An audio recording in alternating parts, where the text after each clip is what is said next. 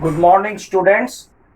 Again, we are back to our course subject Power Generation Economics EE704, and presently we are in a new topic, that is Power System State Estimation. It is under Module 5 and this is our first lecture. Now, state estimation, states. So, as we know that the power flows from one place to another place around 300 kilometers, 200 kilometers, 100 kilometers. We have studied about the short transmission lines, medium transmission lines, and long transmission lines. The power flows in the transmission line from one place to another.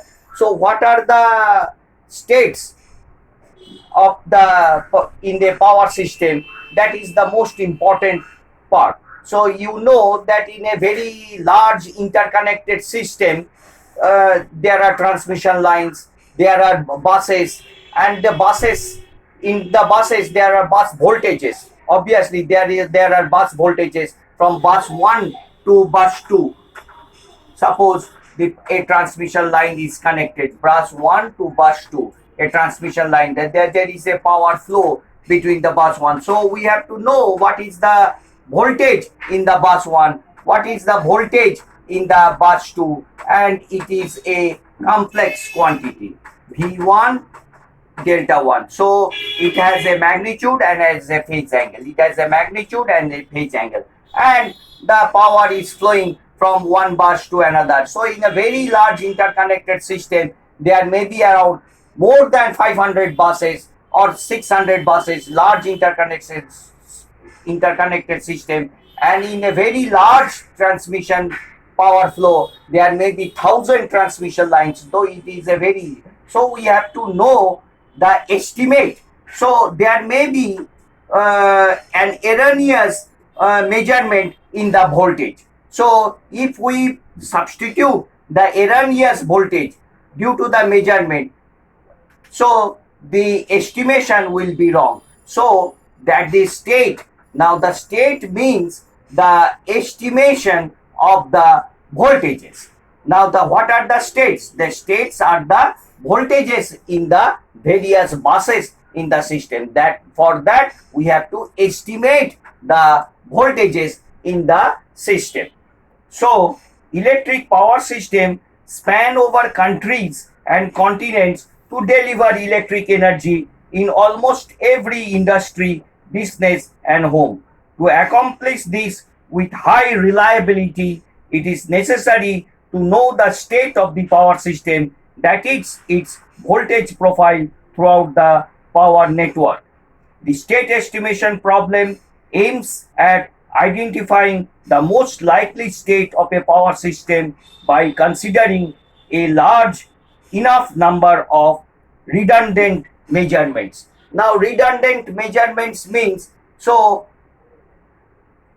there may be a, we want to estimate the voltage here, so there may be a power flow in this line. So due to this power flow, what is the voltage in here? So you know that the power, the real power flow is the magnitude of the voltages, is the voltages by the reactance of this line and the sign of the difference of the angle between these two.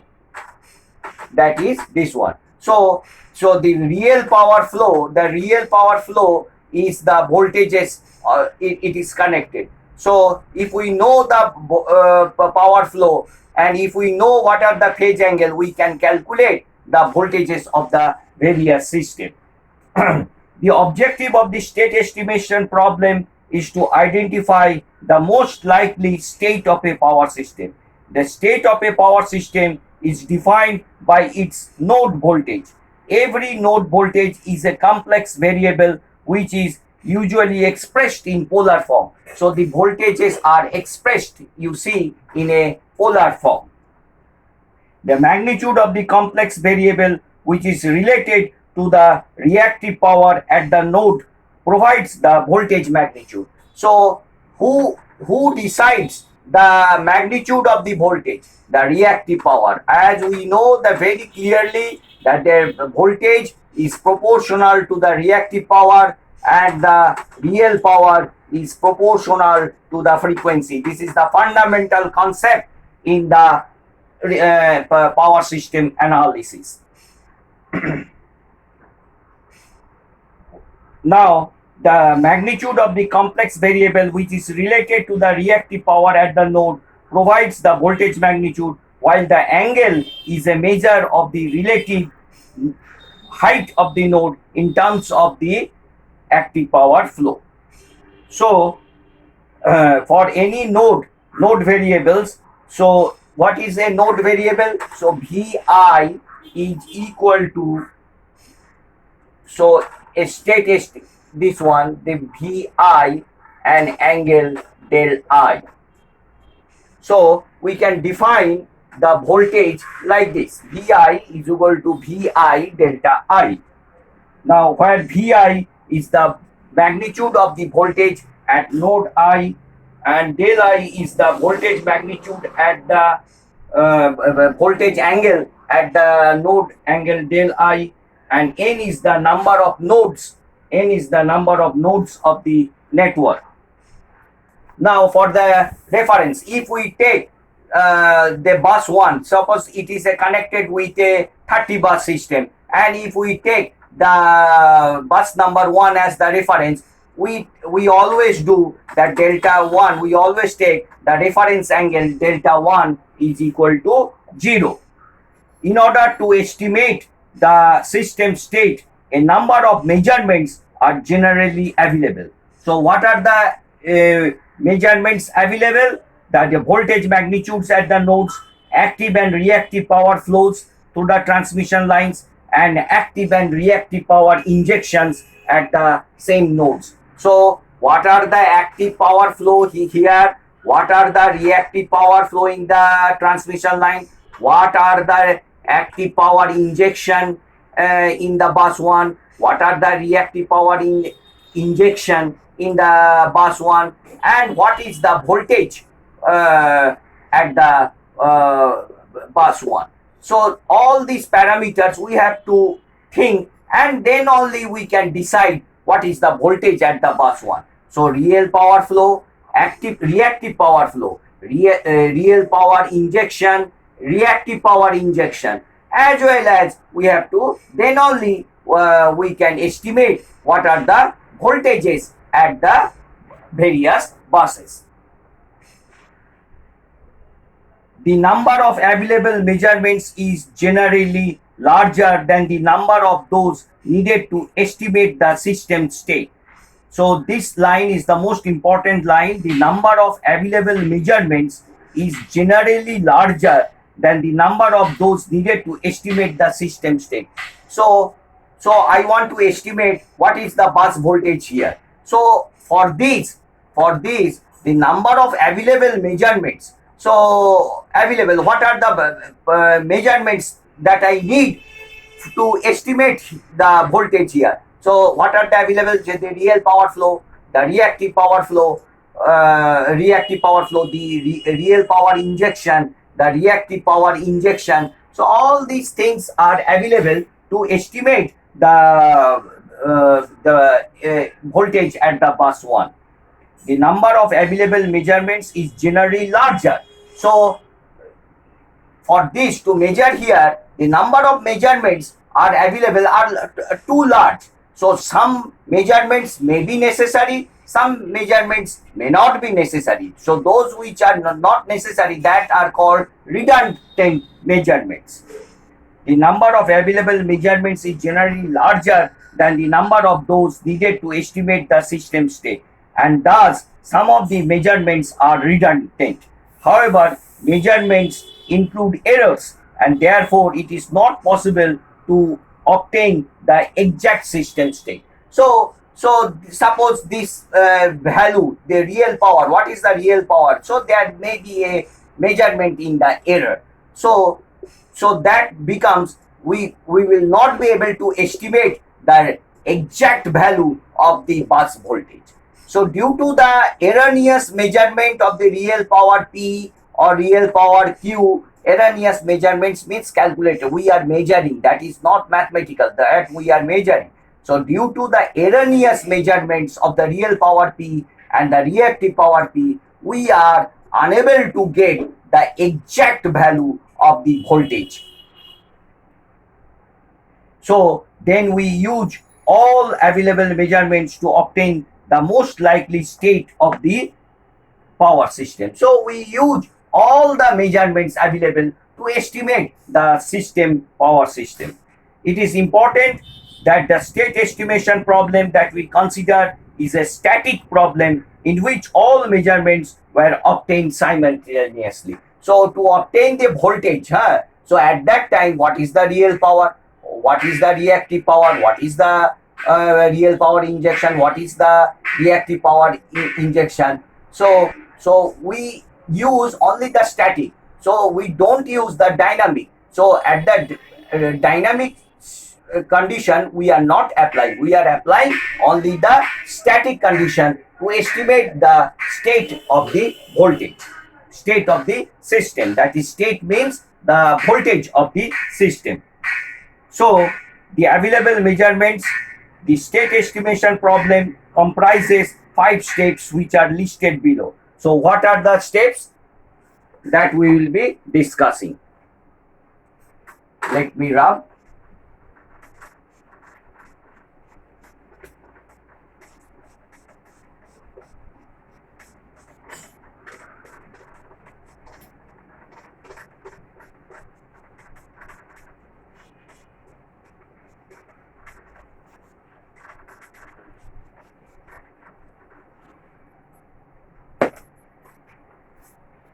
So the available measurements, what are the available measurements? So what are the available measurements? Number 1 is data pre-filtering. Data pre-filtering. Data pre-filtering. Number 2, Ex-Ante voltage.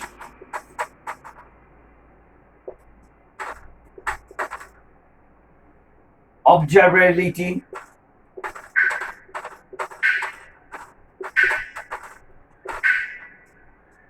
Number 4, state estimation.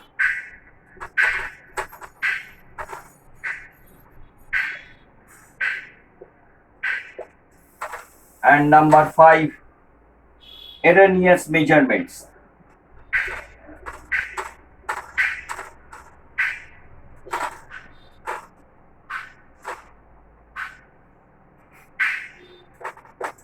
So first one, data free filtering. It is used to eliminate those measurements that are clearly wrong.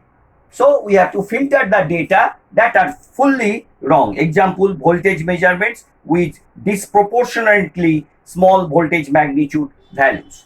Number 2, ex-ante topology analysis. So voltage topology. So rather you can say it is ex-ante topology analysis. Rather you can say topology. You know very nicely what is topology.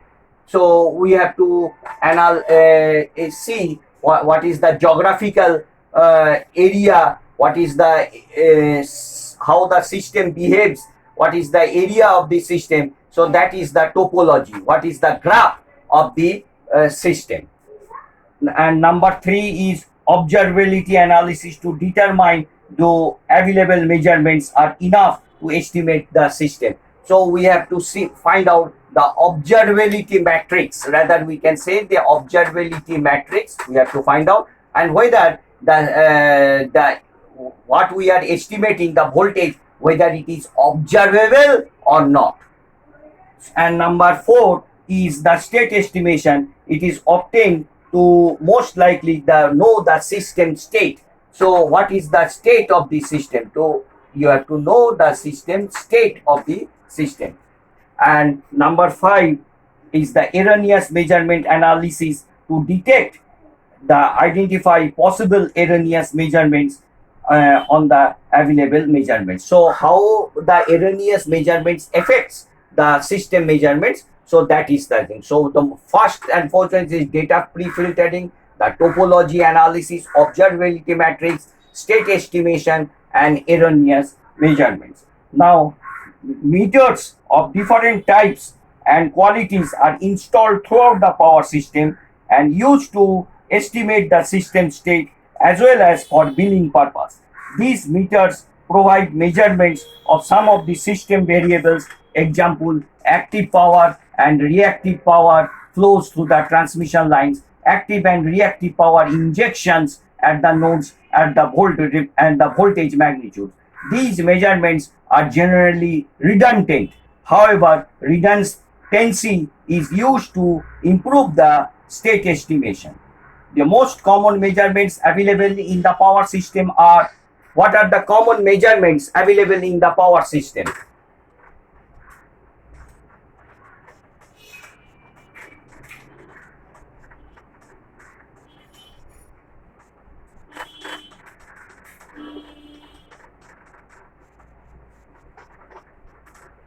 The most common measurements available in the power system are, number one is the voltage magnitudes.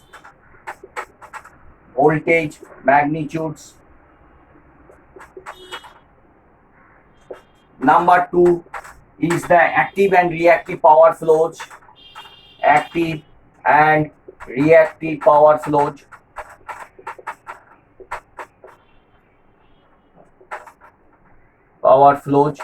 And number three, active and reactive power injections.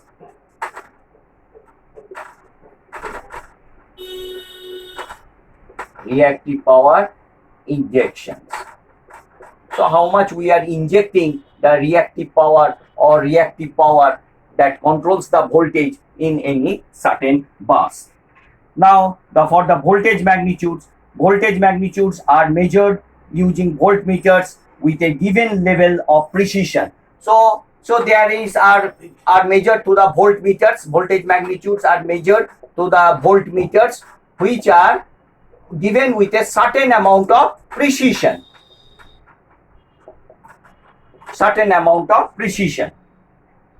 A voltage magnitude measurement is available at almost every node I of the system and is denoted by Vi. So this is the available measurement here. Being a level of quality being the parameter, this one.